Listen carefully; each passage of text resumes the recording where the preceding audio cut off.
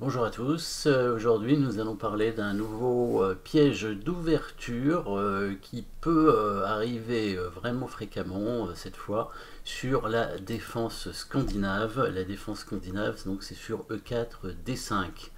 E4 D5, donc là c'est important pour les joueurs avec les blancs, hein, les joueurs de E4 qui rencontrent la défense scandinave et qui peuvent trouver cette suite.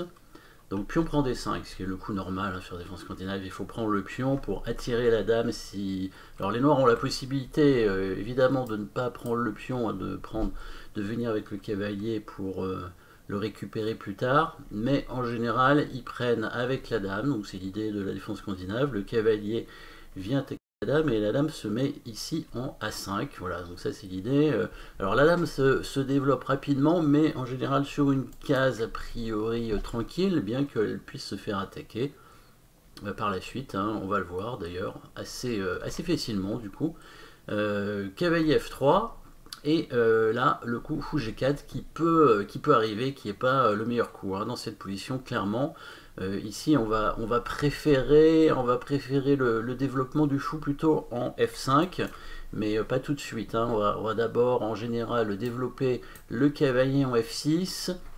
Et par exemple, sur le coup D4, on jouerait le coup C6 important pour essayer de bloquer le pion D4 et en même temps permettre à la dame de revenir si jamais elle se fait attaquer.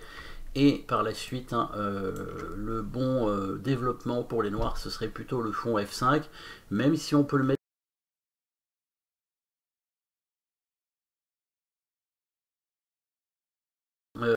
même si c'est encore jouable. Hein.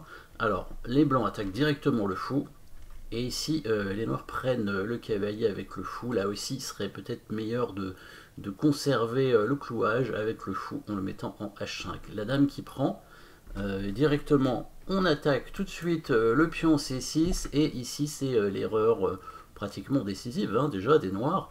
Les noirs qui tentent de rester actifs en développant leur cavalier, hein, en essayant donc après par la suite de faire cette attaque avec le cavalier en D4, hein, à la fois sur la dame et sur le pion. Ici encore une fois il fallait jouer le coup en C6 hein, pour éviter bien sûr l'attaque du pion en B7.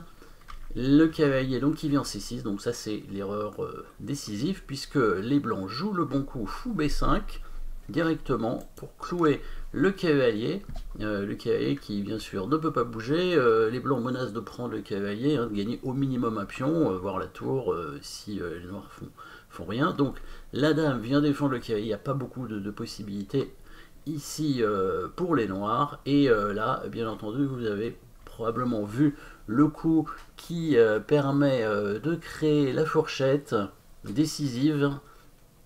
C'est, je vais le donner cette fois, le coup cavalier D5, puisque on attaque la dame avec le cavalier directement, et si le fou est capturé par la dame, il y aurait la fourchette ici avec le cavalier en C7, hein, donc sur dame prend B5, cavalier prend C7, échec évidemment, on récupère la dame, donc on voit bien que cette dame finalement dans cette défense scandinave elle n'est pas si bien placée. Le pion est attaqué ici, la dame qui va devoir bouger en défendant ce pion, donc elle est obligée de revenir hein, évidemment. Donc de toute façon, le coup KC6 était mauvais déjà. Hein. Après, les noirs évidemment avec le coup de dame B6 perdent tout de suite, mais dans tous les cas ils auraient perdu la partie. Et ici les blancs qui finissent par le bon coup hein, qui permet de gagner la dame, c'est pas très compliqué.